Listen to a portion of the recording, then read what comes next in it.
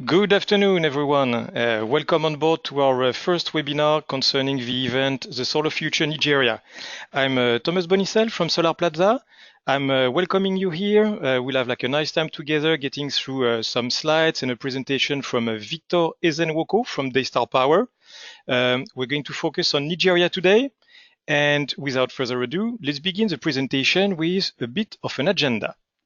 So, I'll speak for a few minutes, 5 to 7, just introducing you to the concept of today and a few additional details on our forthcoming event, which will be in Lagos. Then Victor from Daystar Power will speak for 20 to 25 minutes, roughly, and he will introduce you to his company and some achievements in Nigeria. We will have a question and answers time. And please, by the way, feel free, use the software to submit your questions to us. We will take care of them and we will be able to run them to Victor at the end of his presentation for the Q&A. And then we should be all wrapped in 45 to 50 minutes, depending on the Q&A. Again, welcome. Let's begin with the introduction. Solarplaza, who are we? We are a Dutch company based in Rotterdam, the Netherlands. We've been established in 2004, and we've got one mission, which is to impact the world by accelerating the sustainable energy transition. We're really focusing on mainly solar energy, but all sorts of renewables are also in our portfolio. We're organizing events, and so far we've done more than 125 in 35 countries. We have a key network of 60,000 and more professionals in the solar PV network, and we're actually doing both events and trade missions. Continuing, I've mentioned before, this webinar is in relation to our forthcoming event, the Solar Future Nigeria. What is that? So it's an event which will take place in Lagos at the Eco Hotel on December 4 and 5, so that's in just a few weeks from now. This is a leading conference for solar energy in Nigeria for CNI, mini-grid, and off-grid solutions. That's going to be our third edition, knowing that we've done one in Lagos already in 2017. Then we've done one in Abuja in 2018, and we're back this year to Lagos. What is that meeting and conference about? So it's a full two-day program in which you can get to know about the latest market data. You will be able to just see different angles from 40 plus speakers that will be on stage at one point or another. Key thing also is the possibility to network.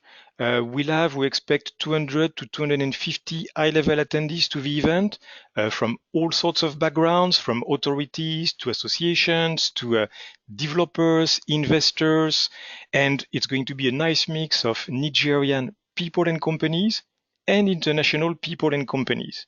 So basically 2 days to just get the latest market updates, meet new people, meet people you already know, and just grow your business, grow your knowledge about solar in Nigeria.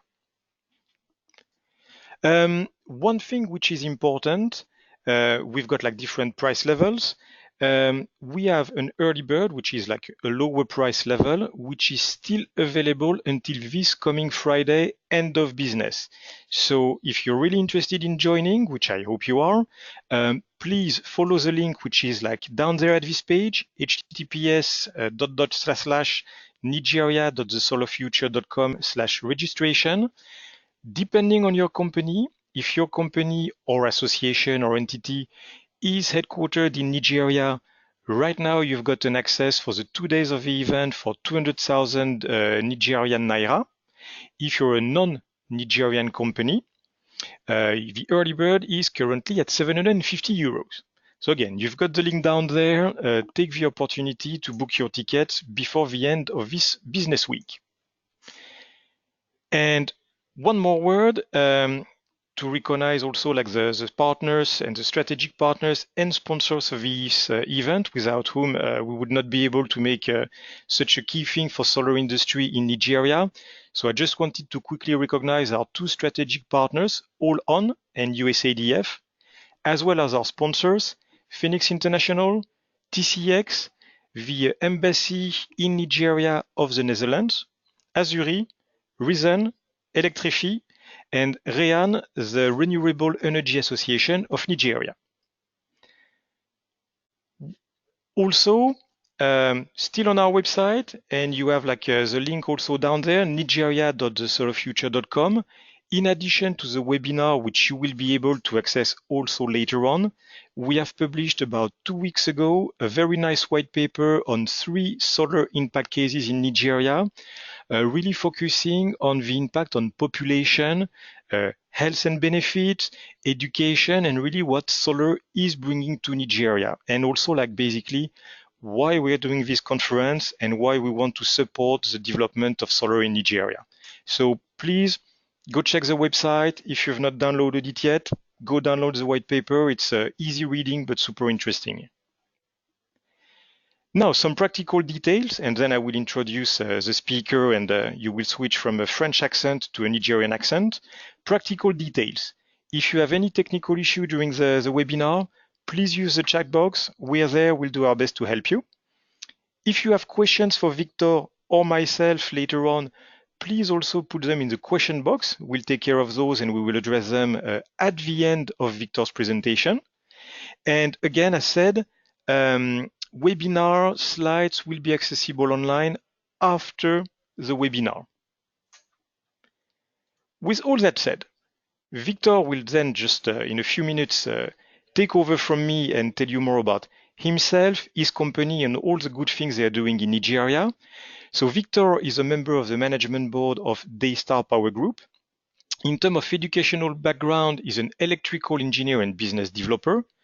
He's got a pretty broad experience covering engineering projects, but also sustainability, business strategy, and we were just talking before, he even learned in the US about like agricultural system there. So very interesting character and knowing a lot of different stuff. Before Daystar Power, he worked with PwC and Great Lake Controls in the US. And in terms of, again, but I've mentioned that before, education, electrical engineer from Michigan, and a master's degree also from the US.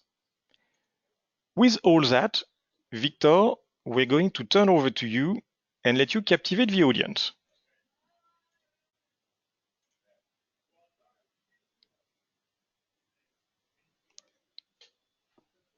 Hi, Thomas. Thank you so much for the kind introduction and the opportunity to host this webinar and basically give an insight to our company, Daystar Power, and our experience in Nigeria and West Africa, and also give our take on how to continue Nigeria's development in the renewable energy industry, particularly solar.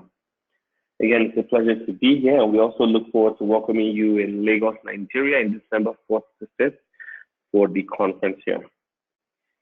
So let's start with the presentation, shall we? We've done our best. Thomas and I had a discussion prior to this to ensure the slides are not too long, basically to give our audience enough time to actually ask all the questions they may have, or basically bring up any topic they would like us to discuss.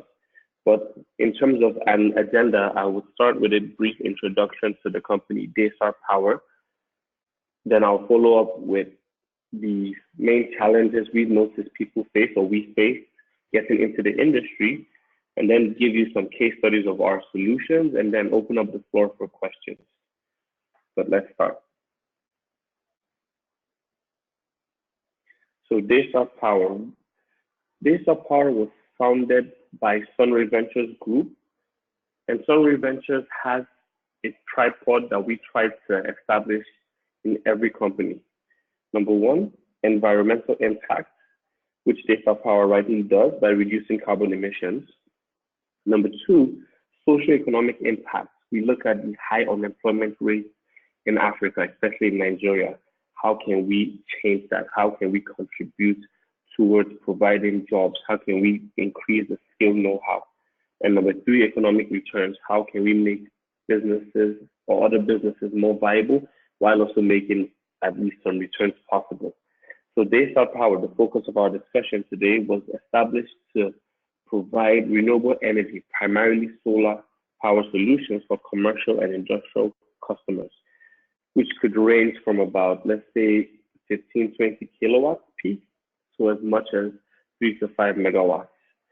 So far, we may be a young company about 2 to 3 years old, but we've been pretty aggressive in the market and have installed over 150 systems across West Africa. That's spanning Nigeria, Ghana, Togo, with majority of our installations admittedly in Nigeria, which is where we started off of. And our mission in terms of contributing to this sector is trying to provide power cost savings of about 15 to 25%, sometimes even more, take away some of the burdens people have in switching over to renewable energy, like the high upfront capital expenditure, while guaranteeing a high system uptime. So essentially, we want to help the African economy. We want to help the Nigerian economy. We want to make power more affordable. We want to make power more reliable. And we also want to do our best in training people who can get this thing done and create more jobs. So just to quickly brief through this, our proposition is simple, clean, reliable, affordable power. Industries we serve, commercial and industrial, so that could be finance, agriculture, education, and health. Industrial clients, so let's say huge manufacturing plants, but we'll go into that more in detail later on. We pride ourselves in being a renewable energy company, so we're not just a solar company. We just try to use the best sources available. As you will all know, solar so far has been the most affordable source of energy. So that's why we use solar a lot more, but we also explore other ways of reducing power costs, like utilizing the gas generator where feasible, and also trying to explore other fuels like biogas. And right now we have systems in 3 countries with aim to expand to about 3 more before the end of the year. So in terms of our value proposition, we have 2 main offerings. There's power as a service and there's solar as a service. Power as a service is where we try to take over complete power and then design a hybrid solution specified to provide power a client needs, when they need it, how they need it, at a fixed rate that's cheaper than what they currently spend now. And in that situation, we try to sign a long-term lease, which also takes away the upfront capital expenditure that people are not willing to pay or may not have the means to pay. This way, they see direct cost savings from day one. Solar as a service is a simple PPA tariff model when we install our solution and basically charge a client on a tariff basis on what they generate.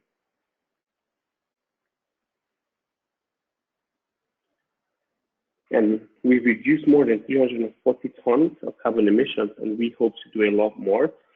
Excuse me, I'm battling the flu. But yeah, one of the main reasons why we set up Daystar was also because you drive around some places across Nigeria and Africa, and the smoke is so much and so consuming that it's hard for people to live and breathe properly in those areas.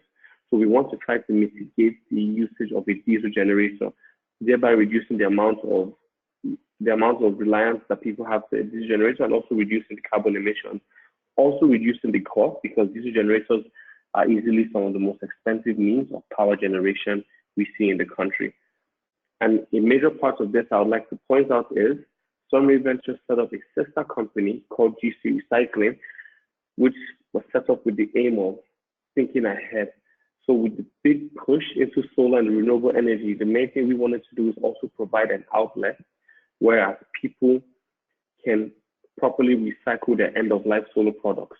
Where the solar market in Nigeria is huge, a lot of companies are here, a lot of installations are going on, the sector is growing, but we are trying to build a way that we can actually help people properly dispose of their lead acid batteries or their panels when they reach end of life.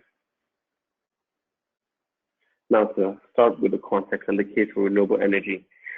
There are multiple reports from Marina that tell you that over 65% of the population in Africa does not have access to electricity. This is not new to most people in the call, and we know that lack of power is a major burden for businesses because there's limited access and it's expensive to maintain. And it's a huge reason why most businesses, especially in Nigeria still, especially the SMEs, their operating costs are too high, primarily driven by the power costs. It's within this context that Daystar Power was born. Essentially, some key points, which most of us will be aware of, Nigeria is said to have about 95 to 100 million people without access to power. Only 25% of the potential energy generated, which is the end user, And then self-generation, that's by using a diesel generator, for example, can go as high as 99 per kilowatt hour, sometimes even up to 100. And there are different reports that will tell you now that we spend as a country more money on generator fuel than we spend on the grid. So that's money that could go into different infrastructure to actually improve our grid, but it's going into diesel generators and buying fuel. There's also another report that will let you know that Nigeria is part of the top 2 liter consumption in the world. So now let's go into some of the generation or power production issues that we see in the country. We know that the grid provides about 4 gigawatts. However, our total demand is about 26. Unfortunately, even the total demand is not being met up until today. What happens is we're able to self-generate about 14 gigawatts, thereby producing only 18 gigawatts in total. So it shows that the grid is only producing a very tiny fraction of what we actually need. This also in turn plays into the need for renewable energy, as we would all know. There's also reports that say that in terms of figures, we spend about $14 billion on self-generation capacity. So we're spending almost basically $1 billion per gigawatt, which is not sustainable, and it's not enough, or it's not adequate for us to actually build our economy. And in terms of this, we try to compare with other economies across the globe to actually see the difference. As you would see here, we use a conservative number for Nigeria because in reality, our actual cost in dollar cents per kilowatt hour is about $30 cents,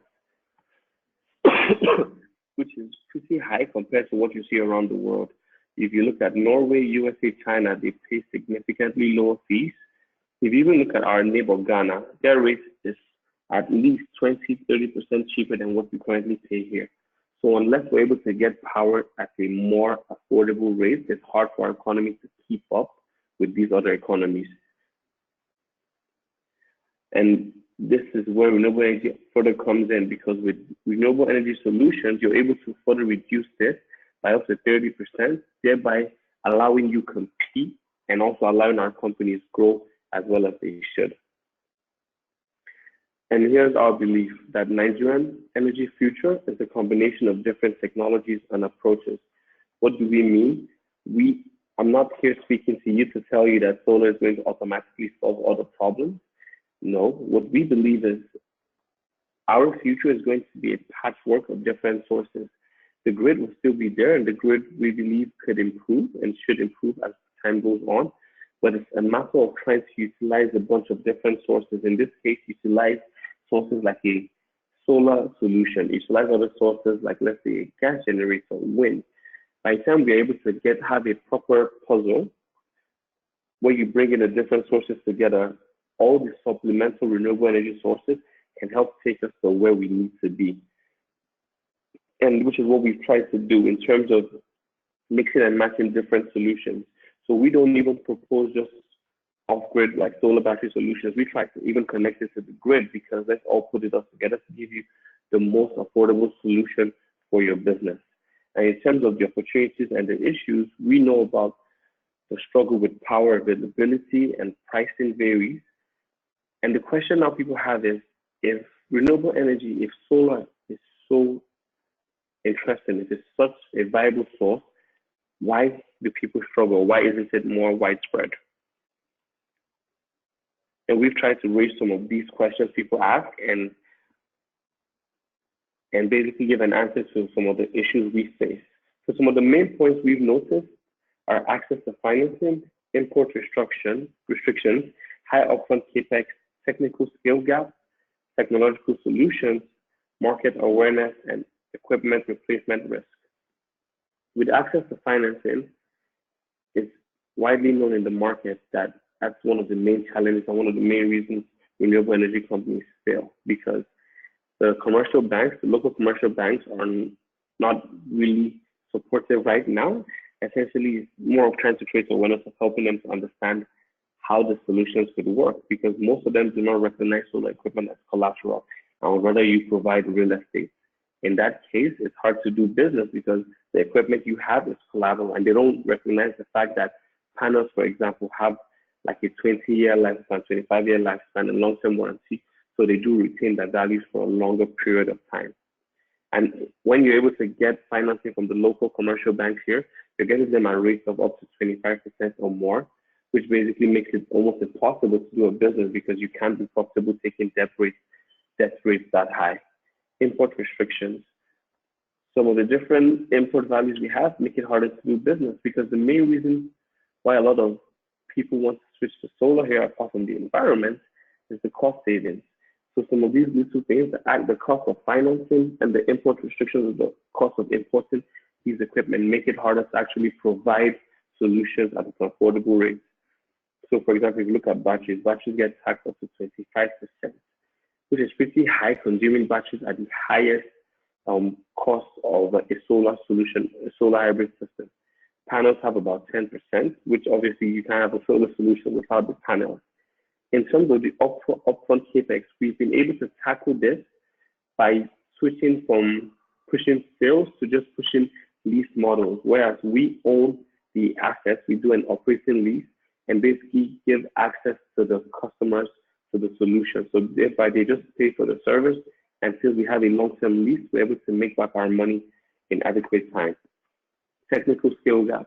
Another issue you would find in the power industry as a whole is lack of skilled personnel. You have the skill gap is there. You have people who may know how to do it, limited. You have people who do not know how to do it but claim they do, and then you have issues installing the solution or is it not installed properly. And what we did to tackle this is we started from the root and built up the company as an integrated provider. So integrated provider meaning we do the project development, project management, project financing, and we also act as an EPC. So we engineer, we procure, we construct. And we did that by actually hiring a group of electrical engineers, not even focused on just renewable energies, but taking engineers that you can then train to do the job. And how do we train them? There's lots of innovative training schools in the country now. There's some internationally as well. So by training people, we're actually empowering our people to do more. We've also had some approaches where we went under the bridge in Oshodi, picked up a few people, and I mean, we went under the bridge and picked up people who lived there, and we offered them a job and basically said, we want to train you to be technicians. Would you be interested? And they were. So we now developed a 6-month, 12-month program where we've been training them on how to install, helping them get certifications. In this case, we're able to train people who can actually carry out the installation, and we're directly impacting the environment because they would have never expected someone to walk up to them randomly and offer them a job where you give them a decent salary and even give them health insurance and all these things. These are people who never had access to those things. So we found this type of innovative ways of training people because Nigerians are smart people. Most times it's just a lack of opportunity. So we've been able to work on that end. And in terms of the solution, it's about finding out what works. We've done our best to try and understand the market a little bit and know what works. So for example, everyone pushes about gas, because Nigeria has a lot of gas. So you would know that gas definitely would not work for everyone depending on the size of the system or basically the energy demand of the system. So we've been able to slowly try to master different case scenarios and how to mix different solutions, be it a solar gas, solar battery, solar diesel, to make it work. And one of the last ones I'll talk about will be market awareness. Excuse me. It's more of just trying to build trust. A lot of people have had bad experiences with solar solutions or a solar battery system. And everyone knows bad news travels a lot faster than good news. So it's also about building trust to let people understand that the technology is here and it works. It's a lot more affordable, so it's not as expensive. And there are a lot of companies, not just us around, who are doing their best to make it available at affordable rates. And equipment replacement risk. Because we lease out our equipment, we maintain it and we replace them if they reach end of life during the lease. So this lease companies open up to risk because you're purchasing equipment in foreign currency. However, your revenues or the money that comes in is in local currency. So basically, it's hard. You need to find a way to hedge it adequately, or else you're left in a turmoil if, let's say, the naira were to devaluate. So all in all, there's still some topics we're still trying to work on, like the input restrictions. So we're happy to be a part of the Renewable Energy Association of Nigeria, who's trying to push daily for some of these things. And for things like access to financing, what we've been able to do is try to get some financing internationally and mix it with what we can get locally. So that way we're able to get a good blend that makes it more viable to still carry out some of our projects. In terms of case studies, this is the commercial clients we have in the southern region of Nigeria. What we're able to do is the power as a service model here, whereas we basically come and take over. And in developing this, we established what the client's current cost was, broke it down into the grid, diesel, maintenance, depreciation, the cost of capital, and then we offered a savings of 32% and give them a fixed fee, whereas they just have to give us a fixed fee from month one. So you can see that from the first month they signed the contract, they're saving almost 300,000 naira. So it's these type of models that we notice that a lot of people are pushing more into now, because when you take away the huge upfront capital requirements, it makes it more viable for clients and for people to embark on using more renewable energy, which in turn helps our environment and helps our economy scale up and grow. For the solar as a service, because it's a simple tariff, we know what we're competing primarily here being with the 47 naira. So this is northern Nigeria, more north central, and then we're able to give our own tariff that they just have to pay, and then whatever we provide for them, they pay. So it's strictly consumption, and but still they're able to see cost savings in the difference between what we provide versus what they got outside. And just to wrap it up with a few pictures, these are just some pictures of installation. I did not get to test do a lot more, but it's just to give you some idea of what they could look like. The last one on the bottom right shows you where we have to install a carport, because as you notice, especially in Lagos, space is, I don't want to say space is expensive, but there isn't a lot of space and a lot of higher-rise buildings. But wherever we do have space, where we don't have enough roof space, we're able to make more space by building carports and using available fields and land to actually collectively develop a system that can provide neighboring communities. And why I picked some of these ones is because for each of these sites, we had the help of the local communities. So for example, the farm in Lagos State, that was a huge poultry farm. And basically that farm was also one of the huge employment providers in the neighborhood. So what we did is we were able to also hire a few of the people around to help us in installing the system and training them. So basically more value creation. And for the hospital, that hospital is one of the first rehabilitation centers for like the Nigerian army. So it's basically for the soldiers who go out to fight insurgents. When they come back, if they come back injured, that's the site they go to. So we're very happy about that system because it was able to reduce their power cost by 30%, giving the doctors more ability to treat our army who's fighting for our behalf. So I hope you enjoyed the presentation, and we're more than happy to answer any questions you have now.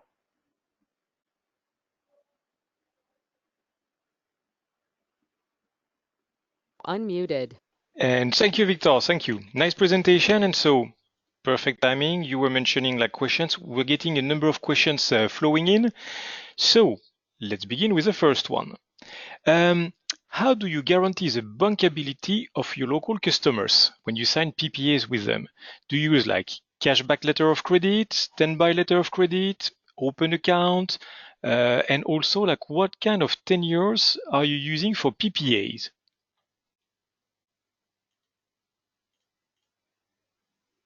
Hi, Thomas. Thank you for the question. So if I got your question correct, it's two things. Number one is the tenure of the contract, and also how do we verify that bankability, yeah? Indeed. Yeah, so number one, in terms of the tenure, we look for about 10 years. Obviously, it's not set in stone, so this flexible. It could be a longer tenure, it could be a little bit shorter, but pretty much a minimum of, let's say, 5 to 7 years. Because since we're leasing and we're able to take away the upfront capital expenditure, we need adequate time to try to recoup some of the money invested in. In terms of the credibility of our clients, the way we first want to look at it is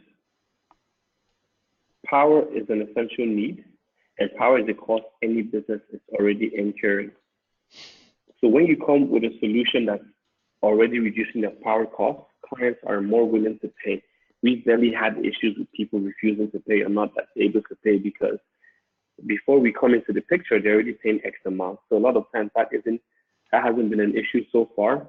In terms of bankability, we do try to do a KYC for each customer, try to know our customers better, try to understand their businesses so we understand how they operate. Muted. Our clients so far have been mostly, let's say, more blue chip clients, but we also try to support SMEs and also some of the agricultural clients who may not be, let's say, a publicly traded company, but at the end of the day, we know that they have constant cash flow. So sometimes they could do this by giving us a deposit, let's say for 6 months to 1 year, or they could give us even a bank guarantee. If, let's say, it's not a client that may not fully pass all our KYCs. So that way there is some form of security. Unmuted. Okay, next question, which is just like some actually similar questions we're getting. Just to tell everybody, slides will be made available after the webinar. You will be able to actually download them from our website, or you can even, depending on your registration, get them directly by email. Getting into more questions related to your presentation, Victor. Daystar has lately received $10 million for expansion of solar energy in Africa. And I have a problem with African names. Sagbokoji is in Southwest Africa, and they don't have any light. Do you have any information on that? You said that's Southwest Africa, yeah? Yes. Did they specify a country? Yeah, so I'm not having more information on that. Does the name of the town? But I can answer that. Yeah. We raised about, let's say, $10 million equity. In terms of debt, we raised a lot more than double of that. But our aim is, like I said, improve the power sector across Africa. But we don't believe we can do it alone. We believe it's going to be a collective effort of other companies around. And there are lots of other companies, whether they're financing or whether they're EPCs. Our job is to do the best we can and try to create an enabling environment where other companies can go in like we can and push on. And I think we definitely need a lot more than $10 million for that, but we're doing it step by step. So far, we're in about 26, 27 states in Nigeria, and also in a lot of regions in Ghana, Togo, and other parts of West Africa. So I think we're getting there slow and steady, and there are a lot of other companies around doing similar things and helping us expand the reach of solar in the region. Okay, fair. Getting back to another place in your presentation, somebody is asking the following on the slide where you mentioned, the challenges. In the part where you talked about access to financing, you're mentioning that there's little support from banks. They don't really recognize solar equipment as a collateral. Can you explain a bit more about that? And do you know and can you explain to the audience why they don't accept solar equipment as collateral? So that's just been our experience. I can't say as a whole, maybe that's not everyone's experience. In terms of why, I think it's just more of an awareness factor. And I think we are getting there day by day. I would say the landscape now is a lot better than what it was 2 years ago or 3 years ago when Daystar Power was founded, right? So right now, a lot of them still struggle to accept it as collateral. I unfortunately don't work in a commercial bank to tell you why. So most of them would prefer other things like real estate, which they are more familiar with. I think it's just new territory for them. So the industry is still growing, and I think they will learn to recognize it. There are some banks, 1 or 2 banks off the top of my head, that are trying to make strides in this industry. So I believe we'll get there soon. But our experience as a company, we haven't been too successful there in terms of being able to raise debt from local commercial banks. And how do you think things can be improved? Is it like some sort of education for the banks, or do they need like proof on the market that this is really something viable? Do you think it's just like being patient? What's your take on that? Yeah, so I think it's just education. I think it's a matter of time, and people are getting there. Like there's a bank we're talking to. I'm not sure if I can say the name. It's a Pan Africa bank, and they're very willing to actually learn more Muted. to find ways to support the growth. So these things are happening. It's just taking a little bit of time, but so far, at least in the past 2 3 months, we have been happy with some of the willingness of one or two local commercial banks that are that they're showing to try and push for this and to make it work. Unmuted. Okay. Continuing, still like focusing on when you talked about challenges. Are there any challenges in terms of like regulatory framework, local laws, or let's say even more broadly political aspect in Nigeria? So far, I mean, Muted. Power as a company hasn't had too many issues in terms of regulatory.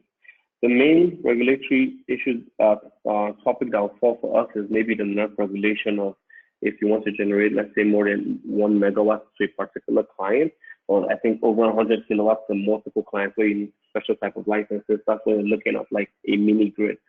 For Daystar Power, we've done our best. We've ensured to stay within all regulatory bounds. As a company, it would be great if the limit from NERC to NERC, the 1 megawatt, could be increased to maybe 2 or 3. That could also help the industry grow, because I know a lot of companies have mentioned how they try to limit the size of their projects to ensure they stay below that. So increasing that limit would actually help. But in our experience, we haven't had such issues yet. Unmuted. And in terms of the government, there's still a lot that could be done, but I think that we still have to commend the government for the strides they've made. I know a lot of focus has been on the renewable energy, the REA, Rural Electrification Agency, who've actually made great strides in electrifying the rural communities and education and some of the markets. So strides are being made. It'll just be great to see a lot more strides in the CNI space and not just, let's say, in rural electrification projects. Fair. And like still a bit in relation like to the government aspect. There's quite some like tax level on PV panels like getting introduced to Nigeria. This is why actually like you're beginning to have factories in Nigeria producing locally PV panels. But do you think that if the government was like changing their strategy and let's say reducing tariffs on solar panel a bit like what's happening in India, do you think it would drastically change the situation, or do you think it would just not really have such a huge impact because it's not the main issue? I think it's not the main issue. I understand the government's point of view in trying to promote, let's say, the growth of the industry in terms of maybe a local assembly, local production. And I'm all for basically trying to grow that industry in Nigeria as well. I would just personally like the taxation to come further down the line when that industry is at a later stage, if that makes sense. So right now, to the best of my knowledge, we do not have enough local production or local assembly of these PV panels. So it would be best if we aren't taxed more for not using the local assembly that isn't there yet. So maybe further down the line, we can introduce some of these things. It would be great if they can be waived in the interim. At least that's my personal opinion. Mm-hmm. No, fair. It's a complicated topic in any case. Changing a bit topic related to questions from the audience, I'll try to merge two questions into one. So you're doing a lot of business in Nigeria. You're working with a lot of industrial clients and companies. In your opinion, is there a market for like a pay-as-you-go system for like very small businesses and for actually like even like families and individuals? Definitely, there is a market for it. If I'm not mistaken, under the Rural Electrification Agency's Energizing Economies program, basically where they provide solar solutions or renewable energy solutions for some of these market clusters, a lot of them do pay as you go as a model. So it is there, it is available. even for residential areas, there are really, really innovative solar home system providers in the country as well. Daystar Power as a company, we do not provide home systems. We've stuck to commercial industrial being our niche for now, but the market is there because our population is still huge. A lot of people still need power. So I definitely think the market is there. Okay, okay. Good one, thank you. International funding. So that's also a topic which is coming in a few questions. Are you, as Daystar, getting access to international funds through like IRENA or like other ventures, or are you just, let's say, on your own? So we have gotten some debt financing from international investors, and we're more than open to it. Essentially, the main thing is to get investment at the most affordable rate. Local currency is always best, but if we're not able to get enough investment locally, then we're definitely open to get internationally. And same person asking the question. I'm not going to mention the name of the person here, but like as your email, Victor, is mentioned on the slide that everybody can see right now. This person can contact you afterwards. But then would it mean you're interested in partnering with other international bodies to find financing solutions? I mean, as a company, we're definitely open to different collaborations and different partnerships. So please feel free to email me, and we can see what could happen.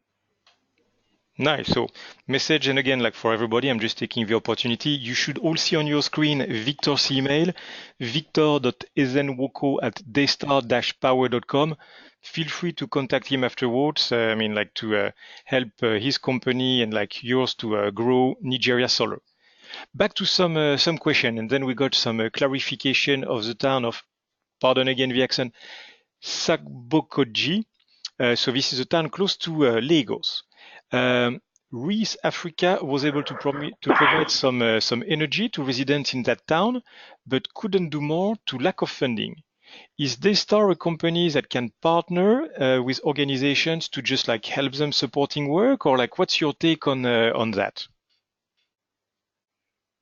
So in terms of supporting other companies, again, our goal at Daystar, we're not trying to take over the market, like just, how do I rephrase this? We don't believe we can do every single solar project out there. Our job is to try to grow the market, the sector, the industry, which is why we try to host training programs for individuals, for companies, and we actually do welcome partnerships to see how we can make solutions work. So please feel free to send me an email, and any project you have, we can see if there's a way we can support.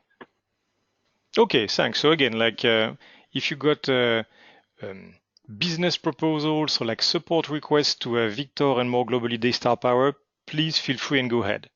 We still have more questions and we still have time, so hopefully like we can continue for a little bit. Very business-oriented question now. Victor, how do you see the most prevalent challenge in Nigeria for startup companies? And typically, like you've got like a mission, which is like to produce like 10 megawatt solar panel in neighboring countries. What would you, aside from funding, recommend those startup companies to keep in mind and prepare? So in terms of understanding the question, is about the issue startup companies have in Nigeria, correct? Indeed. Okay, perfect. So, I mean, in my experience, at least in founding, being part of the founding team of Daystar Power and growing it, apart from financing, a huge part is, let's say, the team. So you need to get the team right, and getting the team right is not just a bunch of people that maybe agree with you. It's about getting people from different backgrounds. So when we first started Daystar, we had a mix of engineers with different levels of experience in different industries. We had a good lawyer, very strong finance person, some people with consulting background. So that diverse mix of industries came together nicely to try and grow this. So for any venture, I would say a strong team is very, very fundamental, because you can have the financing and then still feel without a strong enough team to see through. And it's not just about the strong founding or leading team, it's about making sure the rest of the team you have is as strong as you are, in terms of getting good talent and in terms of also training younger people to rise up and do a lot more. And in terms of, and to reach the goal of 10 megawatts, I think it's a joint effort.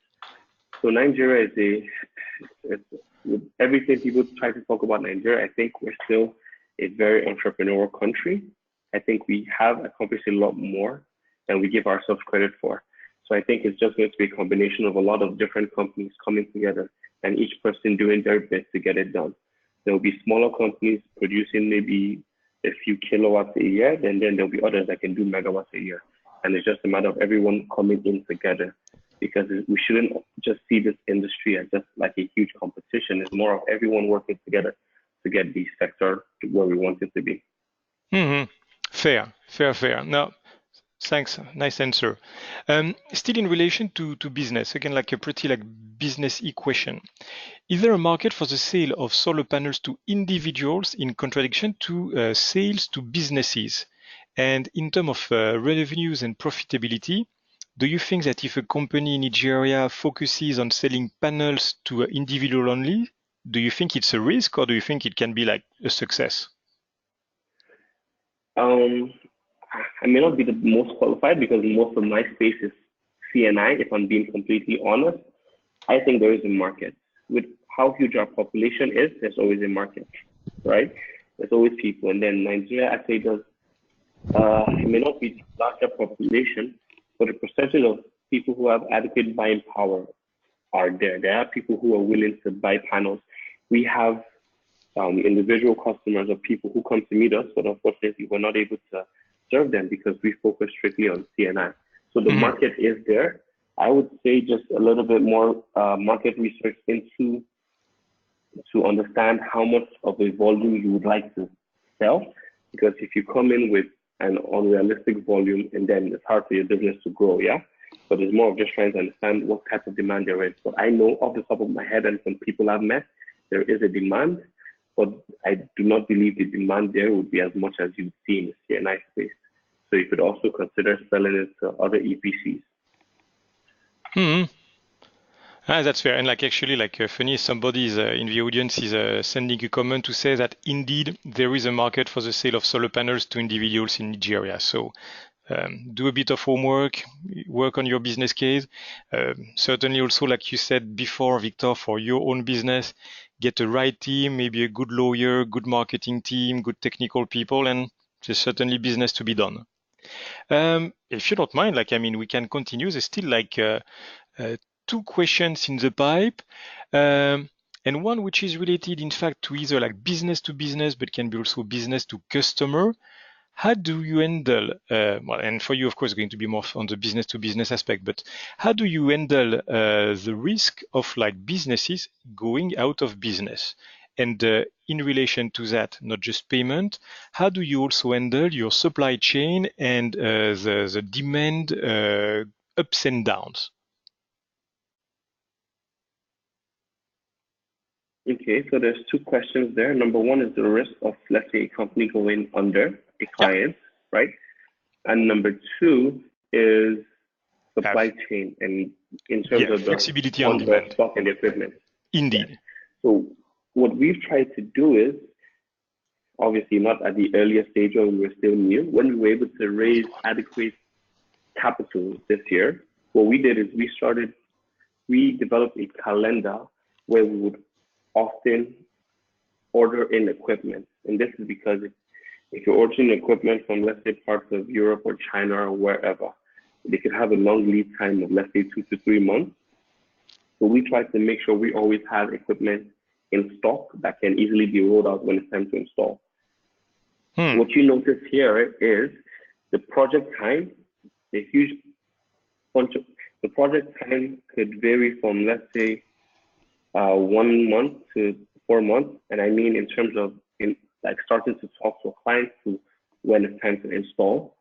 So rather than have to order each time a contract has been signed, at least we believe we're going to have more clients and more installations.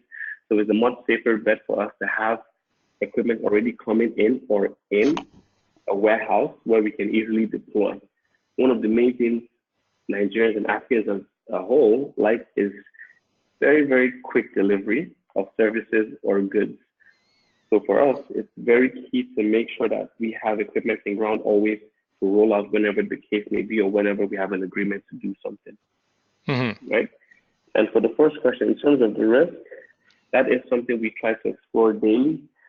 So far, a lot of our customers have been African blue chips, and not to say African blue chips don't fail, but they've been ones that we have a higher strength in knowing that they wouldn't. Also, in terms of looking, and a lot of these companies, their financials are available online, so you can easily go over some of them.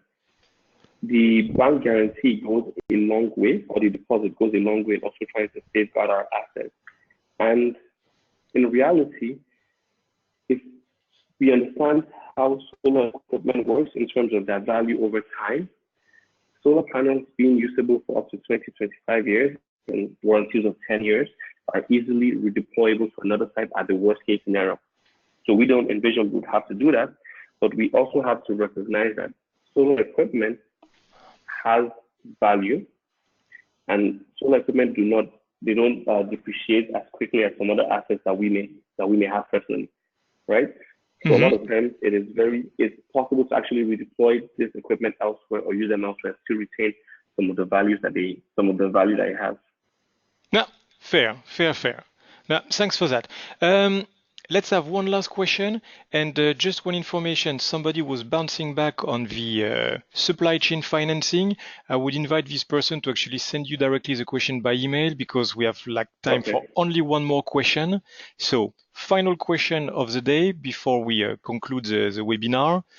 Victor, you were mentioning earlier some data points on the tariffs in Nigeria, and you were mentioning, if I remember well, $0.25 per kilowatt hour. Actually, somebody in the audience is mentioning that more focusing on 25 Nigerian naira or $0.07 for the same stuff in their model. Can you clarify a bit then maybe your presentation and where you really believe that Nigeria energy price is? Okay, so sorry, let me try to clarify that. Apologies for any misunderstanding there. So the $25 cent, the $0.25 is the estimated cost not just of the grid, but that's including grid and utilizing a diesel generator, which basically factors in the cost of buying diesel, all of that. If you convert that into per kilowatt, naira per kilowatt hour. In terms of just the Nigerian grid, I think Lagos is about $10 but on average across the country, you're looking at, let's say, 12 to $13 $12 to $15. So it is a lot lower. Lagos is about 36 naira per kilowatt hour, so that's about $10. So the minimum you see in the country is 10, but it ranges from 10 to 15. The 25 includes the cost of using a diesel generator as well. Okay, no, fair. And then really a big variance from region to region, or even from then town to town. Interesting. Okay. So if you look at the graph, you can see grid tariff and diesel. So you can tell that diesel is basically half of it as well. Indeed. Okay. No, fair explanation. Fair. And I hope the person who asked this question online is also having a clarified perspective now. Okay, but we're getting in the last 4 minutes of this webinar. So Victor, it's going to be time to thank you and also, of course, to thank the audience. So yeah, really again, thanks everybody for attending this webinar. I hope it was interesting, educative, and that basically, again, I just wanted to say that if you have any questions to Victor or Solarplaza, you've seen the emails in the last slides.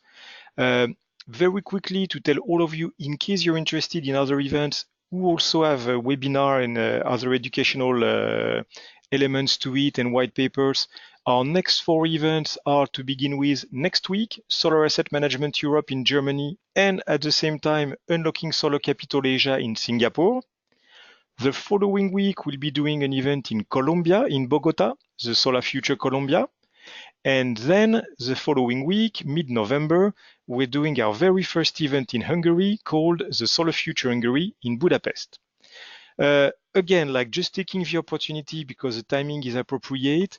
We have this early bird pricing campaign for the Solar Future Nigeria, which is running until the end of this business week, so until Friday, October 25th, Western European time, 23.59 and 59 seconds. Make sure if you want to attend, which I hope that you take the opportunity to benefit from this lower pricing. Again, like the link is there to register yourself. You can see that on the website of the event. And if you don't have the time to note right now, don't worry. I'm just repeating it. Like all the slides will be made available online, like very quickly, I think later tonight or tomorrow. So again, thanks a lot to Victor for having taken the time to present this after like a pretty hectic week last week of travels, just running around and doing his best to develop solar in Nigeria. Thanks to the person behind the scene here, Marco, who's been helping us with all the IT and making sure that nothing went wrong in between our line in the Netherlands, Victor in Nigeria, and all of you in the whole world. Thanks again for attending the event, the webinar. Looking forward maybe to see you personally in Lagos. And thanks to everybody. Enjoy the rest of your day. Bye-bye. Muted.